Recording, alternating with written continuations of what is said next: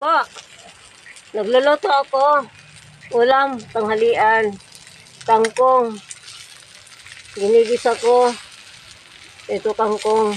Hindi na ako bumibili ng kangkong kasi may mga pananim na po.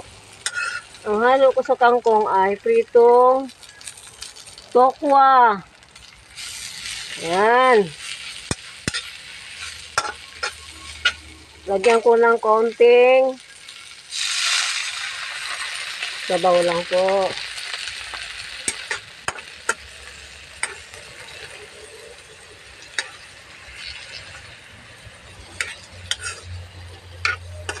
Lagyan ko na ito ng asin.